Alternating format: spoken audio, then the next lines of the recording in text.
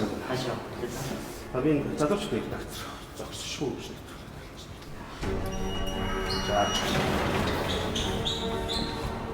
За. Эцний хажууд нь дөрөв дэглээ. Өө энэ доор ч бүр музей шиг болчих. Энэ нөгөө анх үндэсний телевизийн орчуулгын кинонд ороход яг дуу хийжсэн юматик гэж аппарат. Одоо энэ нэг дүү хөлтэй.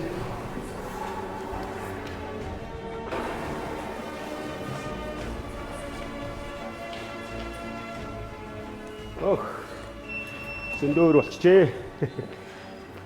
Одоо энэ хэсгийг бол манай телевизийн хүмүүс бүгд амтахгүй тэхийн зогсоол гэхээр. Тохойч нөгөө нэг үеийн залуучууд олон эрд тагцад ажилласан. Тэгээд цайныхаа цагаар бүгдээ цайгаа уучаад энд нэг дор цуглаад гужигж өгдөг байлаа. Тэсний тоглоо. За, шинэ он. Шинэ оны сайхан мэдэлсэн. Сайхан. За, та дуутай байна уу? Дуутай. Дуугаар бол. За. Асуучны руу олчихно да. Энэ хэд маань бас соёлын сургууль жүжигчний ангид төгссөн дүүнер маань бас энэ үндэсний телевизийн орчуулгын кинонд цуг ажиллаж ирсэн. За, бидний дараа үеийнх юм да тий. Дараа үеийнх. Хөл үе. Яг залгаад. Самбацхан уу. Самано. За, шинэ оны минь. Шинэ оны минь. За, шинэ оны минь. Сайхан байлцгаасан уу? Шинэ оны минь. Самано. Самано.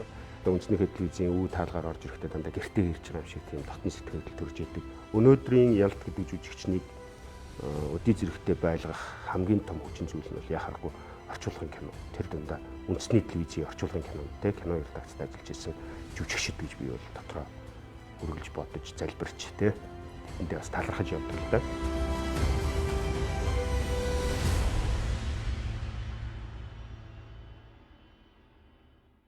1999 онд соёлын сургууль төгсөх нэлээд төгсчихсэн байх үед Чамжлын багш маань ялтаа чи ер нь радиод нэвтрүүлэгчээр ажиллавал бас чамд би боломж байгаа гэж харж байна. Радио дээр очиод отхон гэж нэвтрүүлэгч бий. Тэр хүнд очиод нэг шалгал өгөөдгөөч гэсэн. Тэгээд яг энэ студид хурж ирээд анх шалгуулж ялаа. За миний дөө чи бол одоогор бол радиог нэвтрүүлэгч хийхтэй тийм хэмжээнд бол байж чадахгүй байна. Гэхдээ микрофоны ард суугаад орчуулгын кинонд юм уу эсвэл радио жүжигт бол оролцох боломж байна гэдгийг анх отгын ихч маань олж харж надад тийм зөвлөгөө өгч ирсэн. Монгол Улсын соёлын гаяа цэцгэлтэн сүрэн орлоо ихч маань энэ хүүхдийг ер нь орчуулгын кинонд авбал бас ирээдүй байна гэж анхаарсан болов. 7 хоногт 1 дахь, 3 дахь, 5 дахь өдөр дуу оруулалт болдог. Тэр дуу оруулалтанд 3-4 жүжигчин дуудагдаж ирж орчуулгын кинонд дуу хийдэг байсан. Тэгээд тэр хуваарьд анх ороод чихвчээрээ сонсоод текстээ харна, тэгээ нөгөө дүрсээ харна анх орж байгаа надад бол маш их хэцүү байсан л да самгардаал. Ганцхан одоо дүрийн дуу хийхгүй те орчуулгын кинонд чинь ингээд нэг хүүхэд болно, тэгэл энэ ч нэг ахуулгаачин болно ингээд аюу их айж түгшиж, сандарч, ядарч, зүдэрч тэр 10 ангитай киноны ард гарч исэн. Тэгээд л ер нь үндэсний телевизийн кино редакцийн орчуулгын киноны жүжигчин болох үе таалга маань ер нь хэлсэн бэ.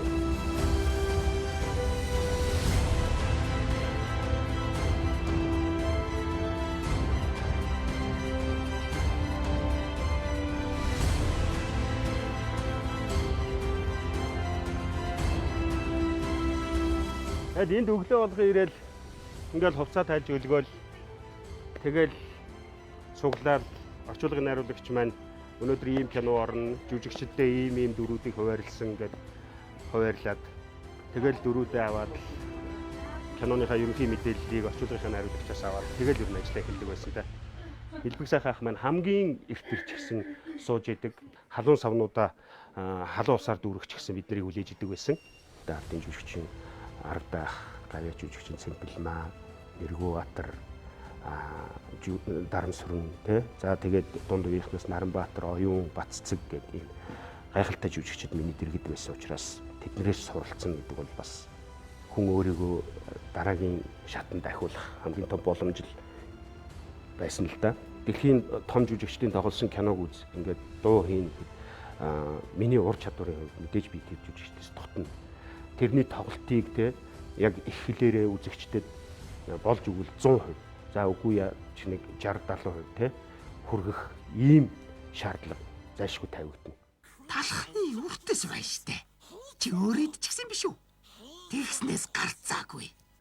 Хурдтай болдог. Микрофоны арталж хөвчөө зүгэл текстээ хараа сууж тэгэл хөгжим явал кино эхлээл ингээд явчих хооронд маш хурдан тэрэнд мэдрэх уусч орох. Тэр харав. Өөртөө л авах гэж байгаа юм. Орчуулгын киноны жүжигчин өөрийнхөө зохиол дээр яаж ажилладаг юм? Цаасан дээр зохиолдог.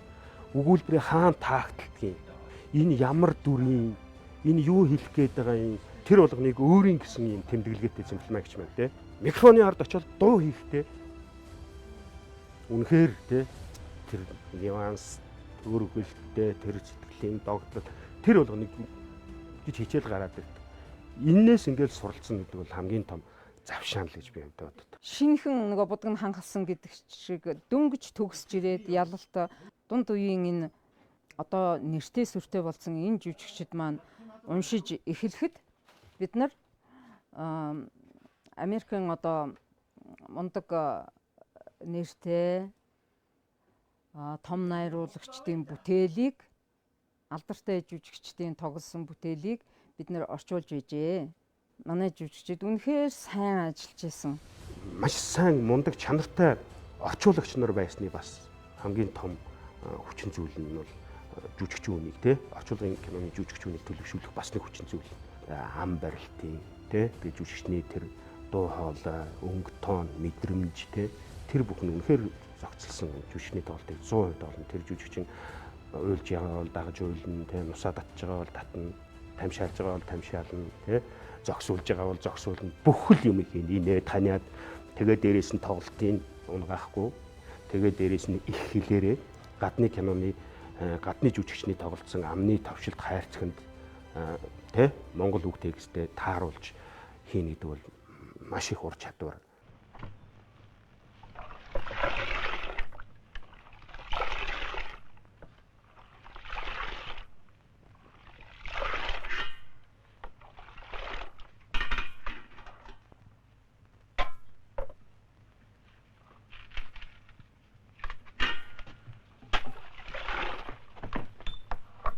Монгол жүжигчдийн амыг өрөх бол бас гайгүй. Тэр чи яг л монголоор ярьж байгаа учраас товчлтын тааруулна тий. Тэгээд дээрээс нь мэдээж нөгөө жүжигчдийнхээ тоглолтыг унгаахгүй байх. Тэгээ уулын хөхсүүдэр гэж одоо Бадруугын найруулагчийн хамгийн сүүлд хийгээд тий биднэрт үлдээгээд явсан кинонд тухайн үед бас очиж ам барьж хэлээ.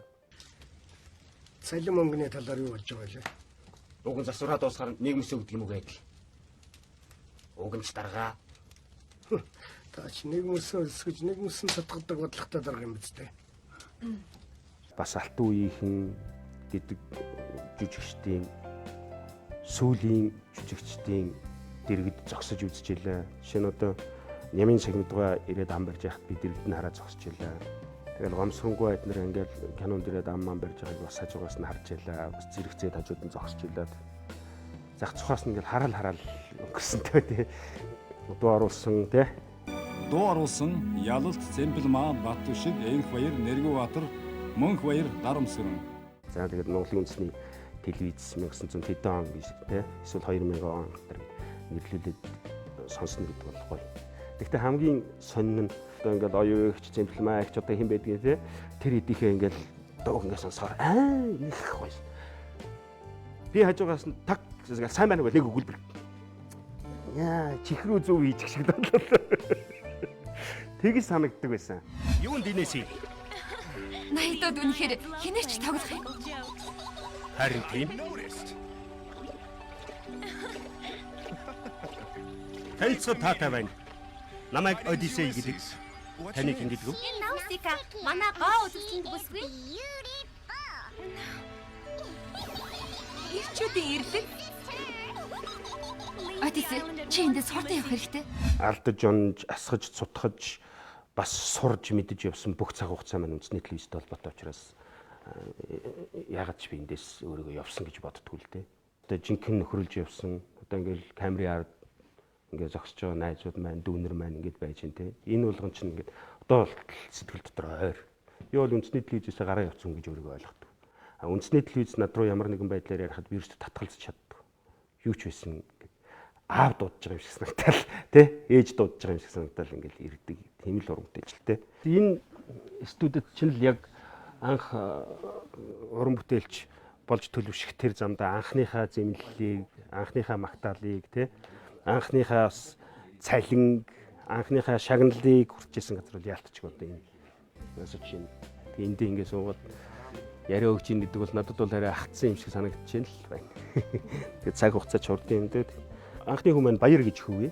2003 оны 2 сарын 11-нд нэгдүгээр төрөхөд мэндэлсэн. Яг л одоо амьдралын захаас сатгаад үндэсний телевизэд орчуулгын киноны жүжигчин болоод ирж явах тэр цаг хугацаанд төрсэн.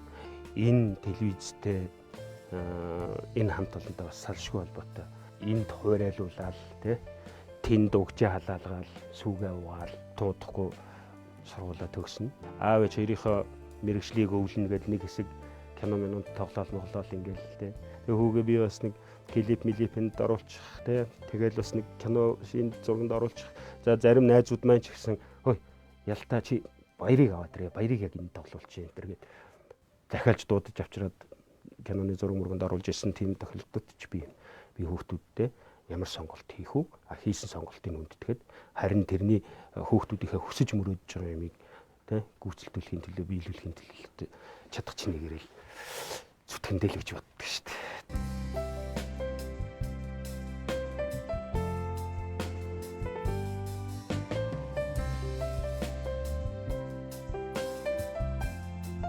За төрсөн нутгийнхаа зүг явж байна.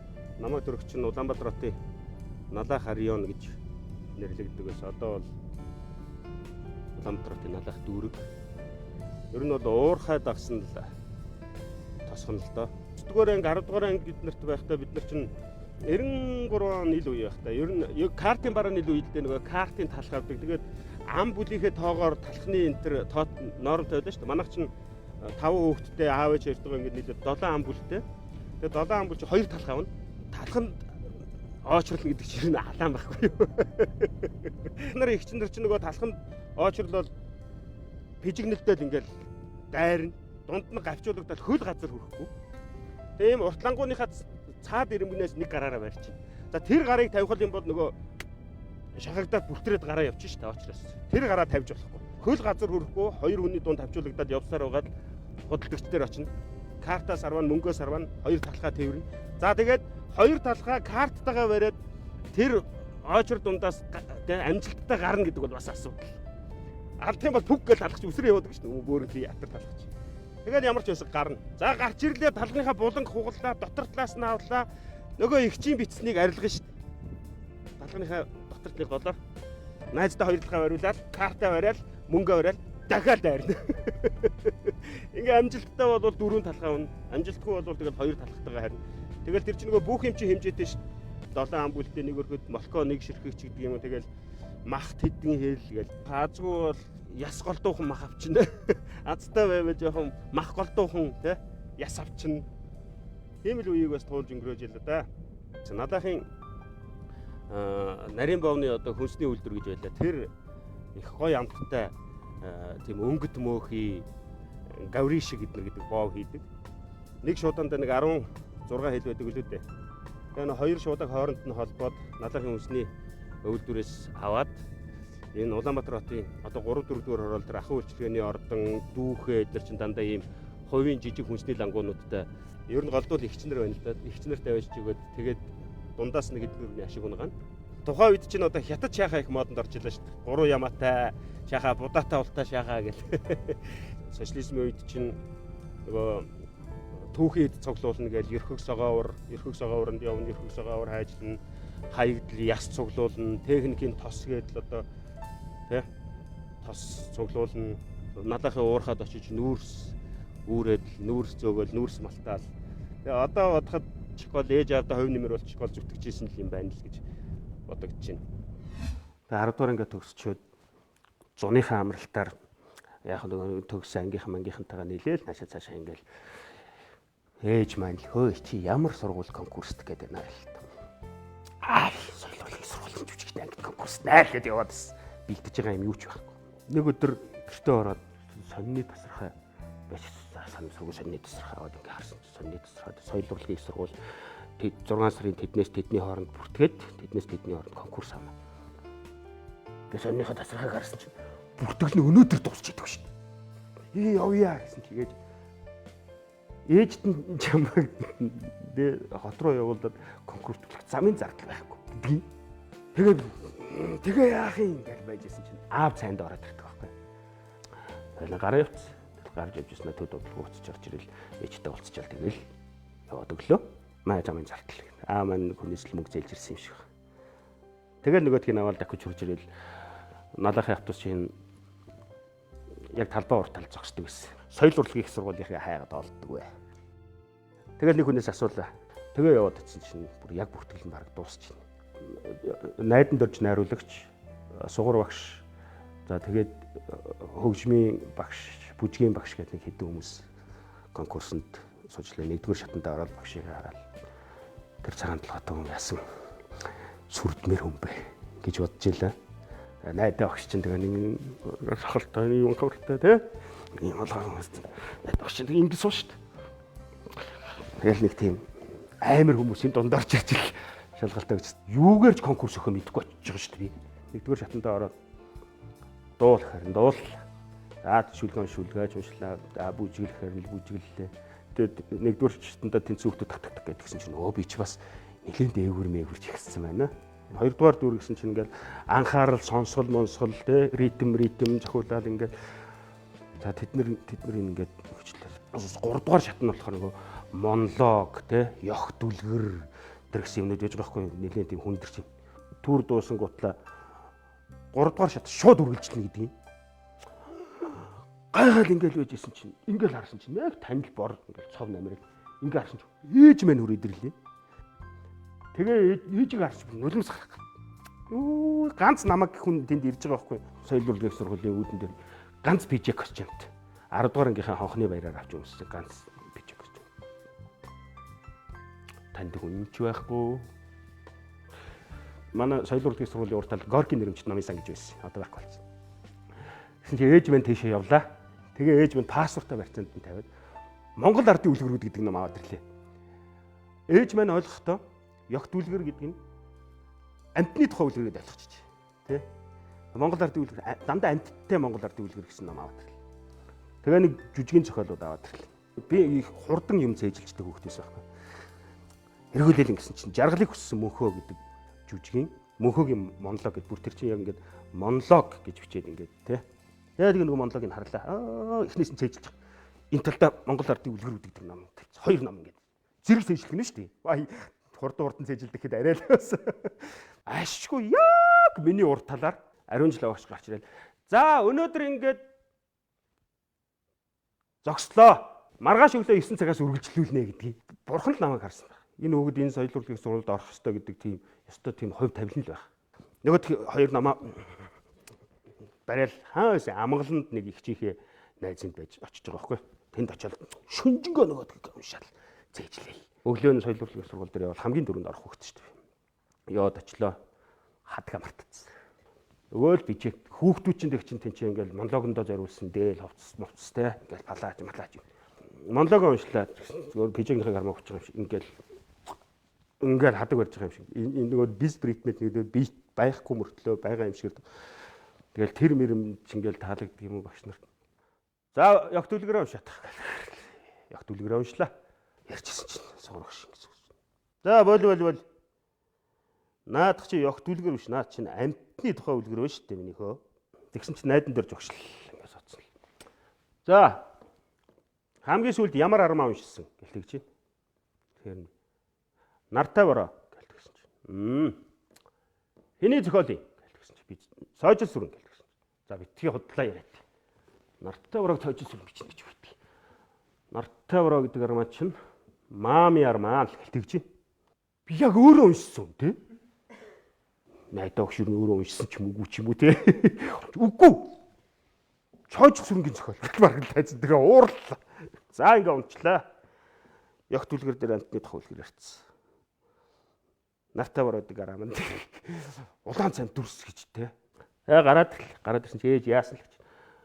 Та ээжд чадгаар ээждэл хурлаж. Та одоо яг түлхэрээд тагч амтны тохиолгоо авч хүнд зээжлүүлж.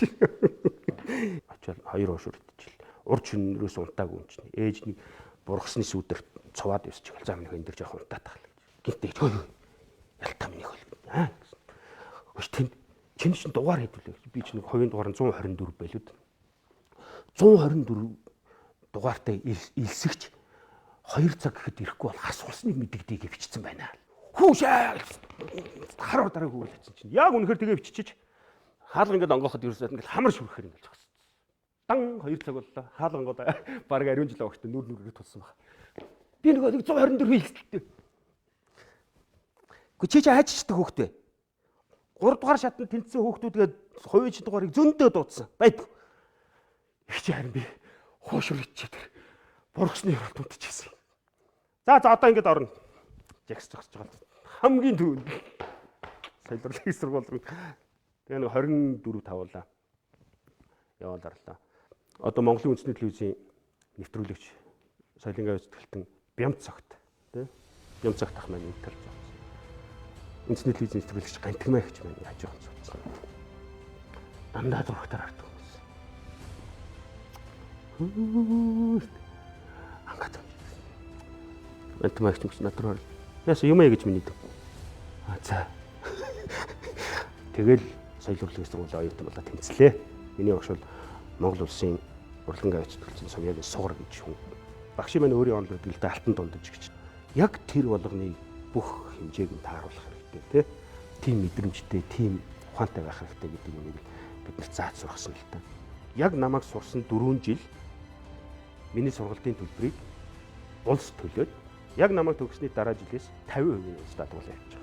Энэ бол ерөөсөө л надад ингээд заяасан тийм хувь тавилан.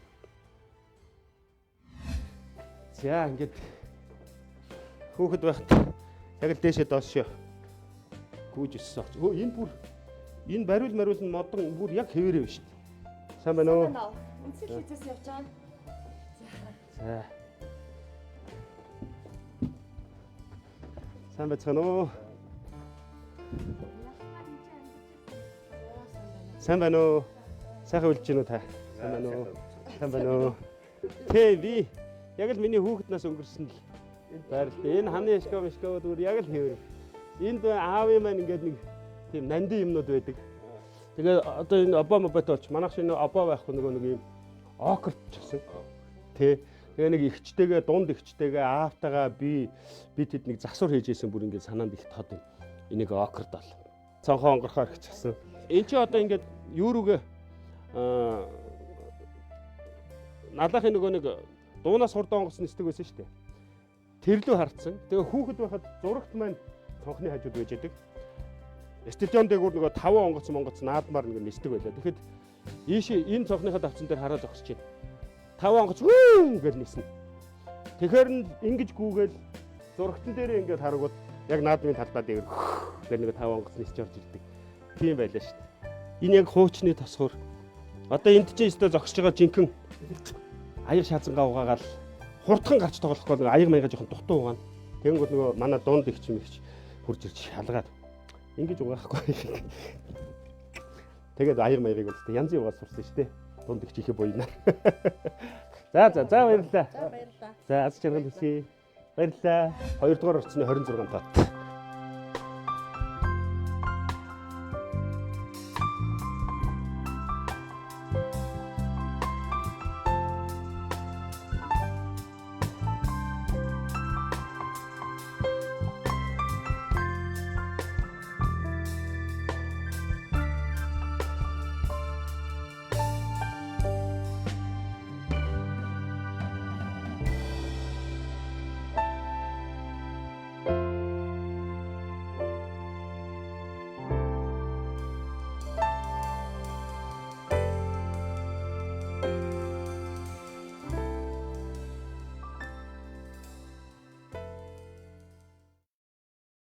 Би чинь 10 жил аавыгаа хүлээлгэж төрсөн хүү. За аав маань Намсрайн гэж хүн байсан. Ойволтой дарив сумын хүн. За ээж маань Батхан гэж хүн бий. Яг төрсөн газар маань бол Улаанбаатар хотын тухайн үеийн Налайх районд ирсэн.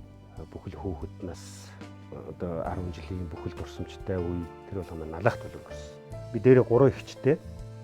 Доороо нэг эрэгтэй дүүтэй. Аав маань багш гэхээсээ илүү удирдах ажлууд их хийсэн. Манай байрны яг ард талд одоо хуучин захиргаа байлаа. Тэгээд аав маань ерөнхийдөө нэг 2 давхарт баруун тийм булангийн өрөөнд суудаг. Хичээлээ тараад ирэхэд өрөөнийх нь 2 порч хэрвээ онгорхой байвал аавыгаа ажил дээрээ байж гинэ гэж мэддэг. Одоогийнхоор бол жоохон мессеж юм уу да тий. Тэгээд 2007 онд өвчнөний улмаас өөд болсон. За ээж маань налахын түргэн тусламжийн газарт жолооч хийж ирсэн. Өөрөөр хэлбэл түргэний машин барьж ирсэн. Маш цөөхөн нэмэгтэй жолооч нартай байсан үеийн жолооч.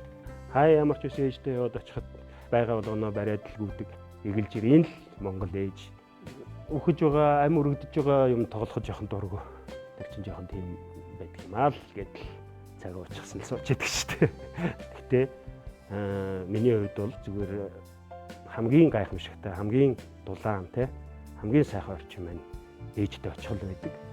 Аав ээж хоёр маань дур зоргоороо өсөх, дур зоргоороо байхыг бол хязгаарлаж байгаагүй. Гэхдээ хэтрүүлж байгаагүй. Хүүхэд байхдаа локатор гэж үүдэг. Локаторын энэ талд нэг амар том юм нөгөө цүнхэл ухаад борооны уснаас тогтоод юм том хиймэл нуур шиг юм болсон. Тэгэхээр чинь нэл шавар шавха болонгартай юм байна шүү. Тэнд бүр хүүхэд хүртэл унж имдэжсэн байрныхаа хүүхдүүд найзуудтайгаа очиж сэлээд байхгүй юу? Сэлж усан тоглоод. Ээж маань мэдчин гутлаа аавд хэлсэн баг. Чивээ төхүүл яах юм бэ? Чөхүүдээ хэлээгч. Тэнгуутаа намайг нэг өдөр хоёлаа. Алуу аав хоёр зугаалъя гэд намайг дагуулаа гарч байгаа байхгүй юу? Алоо ингээд налахынхаа хутмаар ингээд явлаа. Аава энэ нөгөө миний яаж исэн цэцэрлэг энэ байна. Энэ дулааны станц байна гэж аавтайгаа яриад. Аав дагуулаад явсаар бол нөгөө нэг шавар шавхаатай цүнхэл дээр чи яваад очлоо. Хөөшөө аава энд хүрээд ирж байгаа. Бид нар энэ чинь ирж өстой сэлж тоглолдог штэ гэсэн чинь пат гэж шилэг үзүүн дээрээс бариад авдаг. Аав ээж хоёр чинь чамайг хүн болгох гэж яаж те явж байгааг чи мэдв. Чи энэ дээрээ өхүүл яах вэ? Чи аав ээж хоёрыг ачиг ингэж хариулах юм уу, мариулах юм? Чи ер нь яах гэж манад ирсэн хүн бэ? Гэлдэж байгаа байхгүй. Тэгсэн чи би юу аав ээж хоёрыг баясуулах гэж, жаргуулах гэж ирсэн гэж хэлсэн гэж байгаа байхгүй. Тэгэл аав маань тэндээс дагуулдаг. Би дахиж тийшээ ерөөсөө зүглэв. Аав маань одоо ерөөсөө л ингээд юмыг ойлгуулцдаг. Би ер нь зүгээр боддгийг аавыгаа их цөөхөн баярлуулсан хүн байхаа гэж. Соёл урлагийн их сургуулийн оюутан болж аавыгаа нэг том баярлуулсан байх. Сургуулаа төгсч нэг их том баярлуулсан байхаа гэж. Оюутан болсон цагаас л цуглуулсан юм шиг байна. Сонин дээр гарсан маш олон жүжигчдийн хайчилбаруудыг, ярилцлагуудыг, мэдээнүүдийг гадаад дотоод гэхгүй бүгдээрнгийн хайчил цуглуулж яваад урлагийн тухай Ялалтын 3 бот хайчилбар ном гэдэг өөрөө бичсэн. Ийм дэвтэр дээр дугаар 1 ингээд бүр гарчглаад 1-р хуудсан дээр авьяас тэнгэрийн ишиг, 2-р хуудсан дээр цогт тайжийг бэ гомб найруулсан. Энэ ахмадын сургаал алт гэдэг бүр толгойлцсон байна. Тэгээ Монгол улсын соёл урлагийн сургуулийг дүүргэж байгаа хүү энэ ялалтад уран бүтээлийнхээ бартаатай, нэр хүндтэй ажил албандаа миний хүү аз хиймэртэй, ол зихтэй, өөдрөг сайн яваарай. Авьяас бол хувь хүний төдийгүй эх орон ард түмний баялаг байдаг юм шүү. Хүү минь биднийг баясуулж, жаргааж яв гэсэн хүсэл мөрөөдөл биелэх болтугай. Аав Намсрайн Ялалт 1999 оны 5 сарын 8-ны өдөр надад бэлгэлсэн. Аав маань надад үнтэй алт эрдэнэс биш. Хэн болж төлөвшөх ёстой вэ? Чи бодож яваарай гэсэн шиг ийм алтнаас ч илүү те үнтэй зүйл үлдээсэн. Ямар ч байсан хүн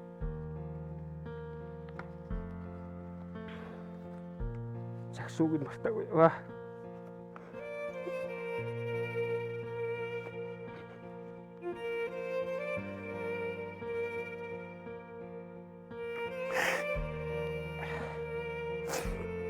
Манаа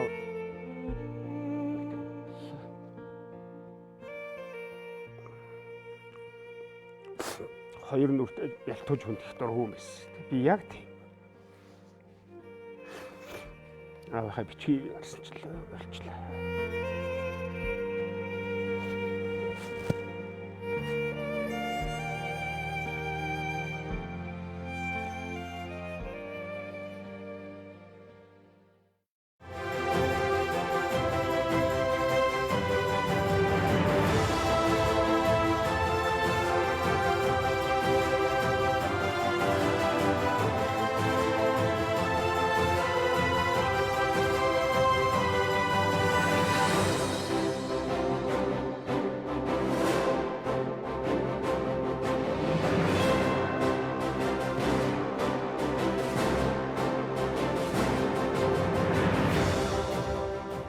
Нэгдүгээр хороо гэж энд байна.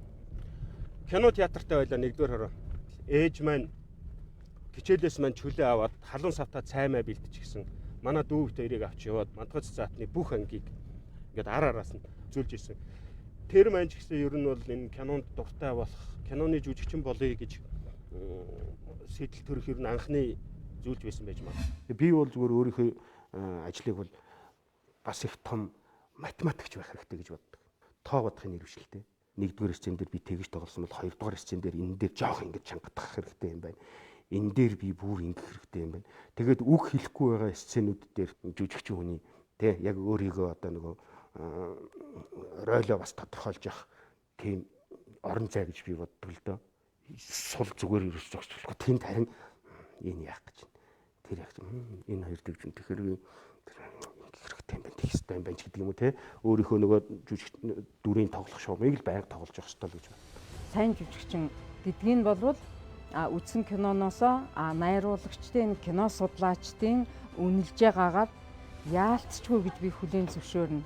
Алтан шонхор гардуул холбод гэсэн яг конверт ингээд нээсэн чинь ялалт гэж байна. Айгу баярлалаа. Энэ бол өстэй эзнээ олсон шагнал байна гэжсэн.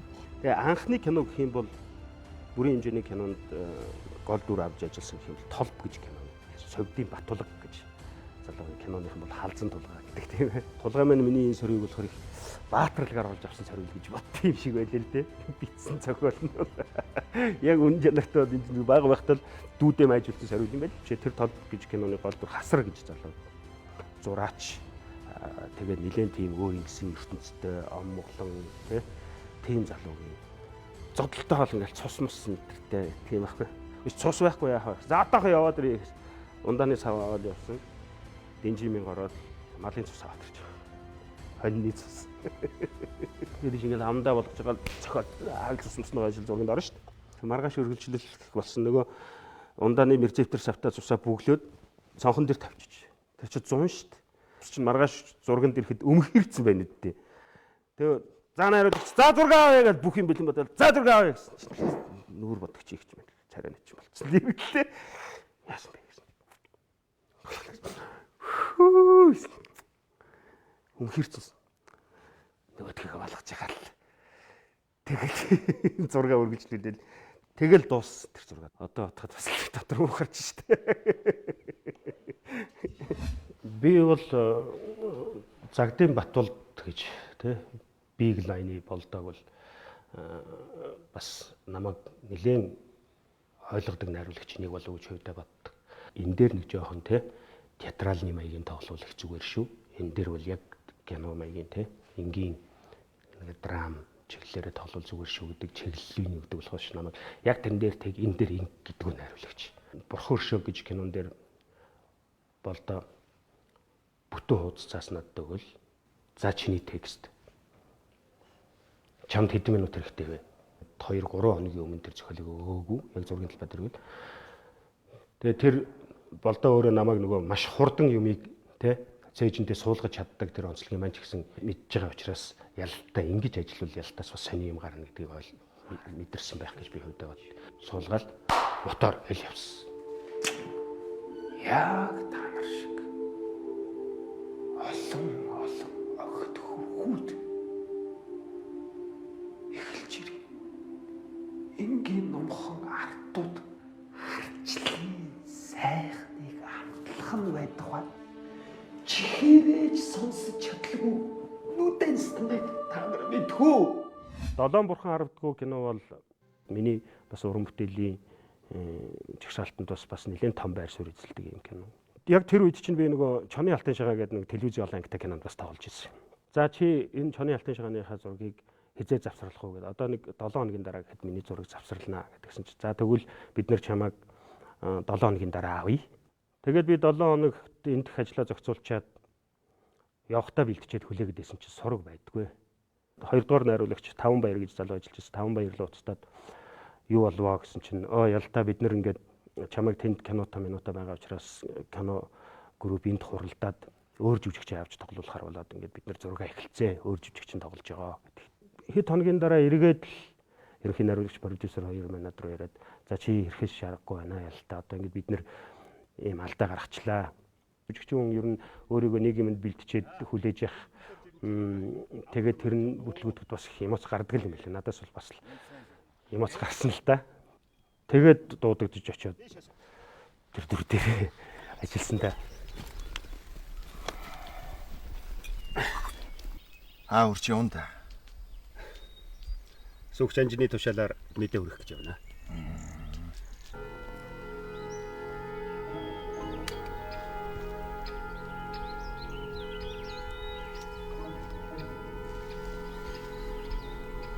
Иймдээ тулсан би. Монголын үндэсний телевизийн босоо дутаг гэж кино надад сайхан генерал тоглох боломжийг олгосон. Тэгээд намайг очингууд нөгөө өмдний хэмжээ аваад юм нөгөө кальпита өмдтэй шүү дээ, тийм. Кальпита өмд оюулаад ингэнгүүт нь би ойдлчондоо хэлээд хоёр ойдлынхын завсраар зай үлдээчээрээ, төмөр утас орохоор зай үлдээчээрээ гэж зай үлдээлгээд тэр зайгаар төмөр утасгүйлгээд кальпигаа ингээд төмөр утасаар бүр ингээд их гоё жавхаатай харагдах гэж л оролцсон царай маань л тэр л дээ. Тэр генерал тоглосноо бас их гоё бэлгшээж явдیں۔ Одоо цэргийн найзууд маань өөрсдөө хошууч, дитурнда ахмад цолтой тий найзууд маань үрж ирээд тэр генерал ямрыг ирээ гэдэл мэдлэлтийг бас нэг тийм сайхан зүйл бий. Гаминданы цэргийн онгоц байн хэлс өрчиж өдөө хатгадаг боллоо. Асваныг мэдсэн мэдээгүйгээр хасхийн дээрэмчид амар байхгүй байна. Тийм МИ-15 киноны хувьд бол ер нь бас хүнд хэцүү зураг авалттай кино байсан шүү. Цустай ингээл зураг авахгүй л өглөөнөөс авахгүй л орой хүртэл яг тэр зураг үргэлжлүүлээд ингээл унтахад ингээл хар дарж зүгдлэхээс ахгууллаа л тиймэрхүү юмуд л байсан. Яг тэр кинонд тоглож явах үед чинь миний дунд хүү төрсэн байсан. Одоо дунд хүү маань 2007 оны хүүхэд би. Одоо л ээжтэйгээ Япон улсад амьдардаг. Тэгээд хүү маань жоохон тэгээд том хүү маань бас 2003 оны хүүхэд гэхэр чинь тэр үе чинь нэг 4-5 та хүүхэд байсан байж тарахан тий. Нэг орой унтчихсэн чинь нөгөө зургнаас бууж ирчээд унтчихсэн чинь хоёр хүүхэд маань завин дээр явж гэнэ гэж зүглээ. Завин дээр явж ирснаа зав хөмрөөл бүтэн эргээл гараад ирсэн чинь том хүү маань завин дээр байж идэг. Одоо бол дунд хүү болчиход байна л та. Тухайн үед одоо баг хүү маань байлаа. Баг хүү маань байхгүй болчихлоо. Одоо би ээжд нь юу гэж хэлэх юм бэ гэж зүүдэндээ ойлаад тэгээд надтай яг хамтар тоглож ирсэн. Одоо манай жүжигчин бат түшиг намайг хөө ялтахаа сэрээч гэж зогчиж сэрээж исэн. Хувийнхаа амьдрал дээр бас жоохон алдаа гаргасан тийм үе бол надад байдаг. Жоохон өөнтөгч нэг нь бол те эхнэр сольсон жоохон те савсаг залуул гэж боддог байх. Ойр дотн байсан найз нөхөд маань үнэхээр болохгүй болоод яг л бас энэ амьдралаа те өөрчилсөн гэж боддог байх. За зүгээр би бол хувьдаа өөрт оногдсон тавилангаа идлээл өөрийнхөө зөв гэж бодсныг хийгээл буруу гэж бодсондоо гимшээл явж байгаа л хэрхэн л дээ. Уран бүтээлч хүний эхнэр байна гэдэг бас хэцүү шүү дээ. Матурт яваад өгнө. Хэдэн өдрөөр алга болно тий. Эхнэр маань наран үгийн мөнх хөлсөй гэж үсэг байдаг. Сэтгүүлч мэрэгчлээ. Тэгээ бид хоёр одоо гэр бүл болоод 6-7 жилийн өр үзэж байна. Хоёр хүүхэдтэй. За охин маань одоо 3 ай гарантай байна. Хүү маань одоо энэ сарын 24-ний өдөр нэг ой хүрнэ. Арталд те бат найдвартай артал маань болж байж идэг их нэртэй бас их талархаж явдаг. Хаднууд маань бас их сайн хүмүүс намайг их тусалж дэмждэг. Миний ажлын онцлогийг бас их ойлгодог ийм хүмүүс байдаг. Ханаа сонгохоор хаднаа сонгох гэж те. Тэр шиг тийм хүмүүс биенийхээ туулж өнгөрүүлсэн амьдралын тухай биш. Цогтой туулж өнгөрүүлэх амьдралынхаа тухай их бодож хичээдэг. Тэгээ эхнэр бит хоёр нийлээд том охиныхоо нэрээр нэрэлсэн Нандин фильм гэж компани байгуулсан. Одоо энэ жилээс өөрсдөө бие даасан уран бүтээл хийж эхлэе гэдэг төлөвлөгөө гаргаад ажлаа ерөнхийд нь эхлээд явж байна. Уурхаан тосгоноос гарсан нэг хүү урлагт бас өөрийгөө бий болгох гээд хичээж яваа. Тэгээ энэ уурхаачдын соёлын төв одоо хуучнаар бол соёлын ордон гэдэг байсан. Тухайн үед одоо хүүхэд байхад Хонгилдон гэдэг кино гардаг байлаа. Хонгилдон гэдэг киног чинь би бол үндсэндээ сүүлд тоолоод үзэхэд би нэг 12-3 удаа үзсэн байд. Уурхаачдын соёлын ордонд орцгоё.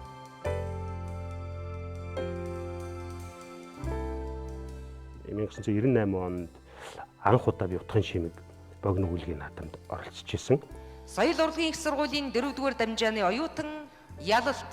Дээвэрт нь зэрлэг хиж, шарилж багсайдл ургаж, бороонд дэвтэг шахсан дагц байшинд чойнзон хинэг дисч ядан хүлээж байлаа.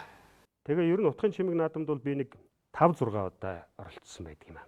Шалгарч тэргүүн байрыг эзэлж ирсэн. Оюуна аль хэдийнэ босчхоод цайгаа өргүүлээд л удалж байгаа. Харин мань хоёрын даваа нүмгэн суучихсан хүзүүгэн шөргөөгөөд л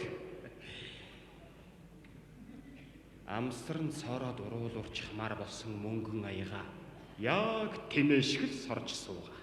Цэнжээ бахын утгын чимэг богино өгүүлгийн наадамд ер нь байр эзэлж исэн шилдэг өгүүлгүүдээс бүрдсэн цомог хий гэж хоёлаа ярилцаад үндсэндээ 6 өгүүлгээр богино өгүүлгийн тэм цомог хийсэн. Премьер лигийн тоглолтуудыг байнга үздэг. Ливерпул клубыг бол одоо дэмждэг. Монголын копуудын нэг. За.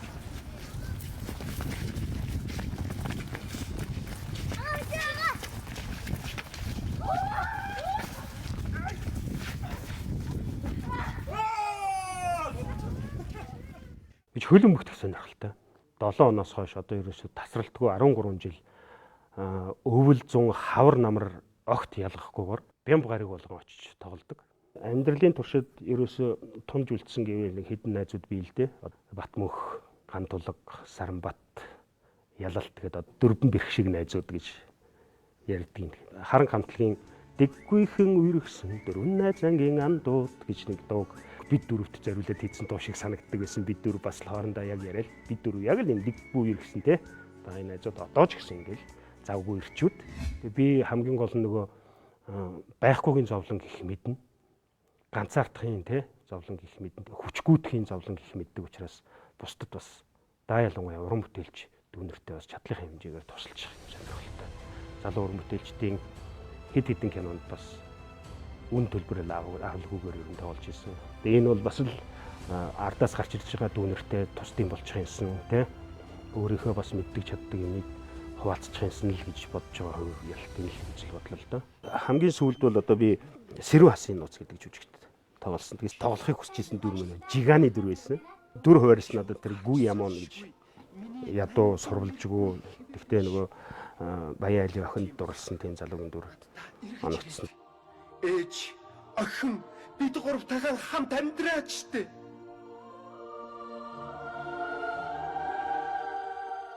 Ямар ч байсан хүсэж мөрөөдж исэн мэрэгчлээ эзэмшсэн. Ер нь хүн мөрөөдөхгүй болох юм бол эсвэл бүх мөрөөдөл нь гүйцэх юм бол тэгээд зогсох байгаа тий. Тийм болохоор ер нь зогсохгүй мөрөөдөл байх хэрэгтэй. Одоо ч гэсэн надад мөрөөдөл бий. Өнгөрсөн 20 жил бол миний хувьд одоо яг нэгдүгээр үе байлаа. Энд би харьцангуй боловсрох, өөрийгөө олж авах, төлөвшөх тий. Уран бүтээлч хувьд хинбэ гэдгээ таних ийм жилүүд байлаа гэж би бодож байгаа. Одоо жинхэнэ төлөвшсөн уран бүтээлч яг юу хийх ёстой юм бэ гэдгийг хийх ёстой цаг үе маань ирж байгаа болов уу гэж өөртөө дүгнэж байгаа.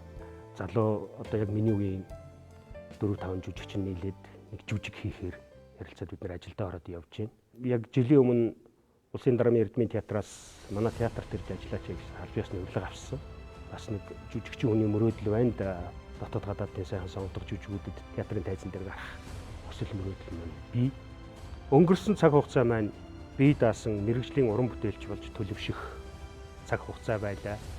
Одоо ирж байгаа хугацаа маань мэрэгжлийн уран бүтээлч чанартай уран бүтээл хийх сайхан цаг болох болтугай, сайхан үе болох болтугай гэж бодож байна. Тэгээд энэ мөрөөдлөө гүйцэхийн төлөө би зогсошгүй.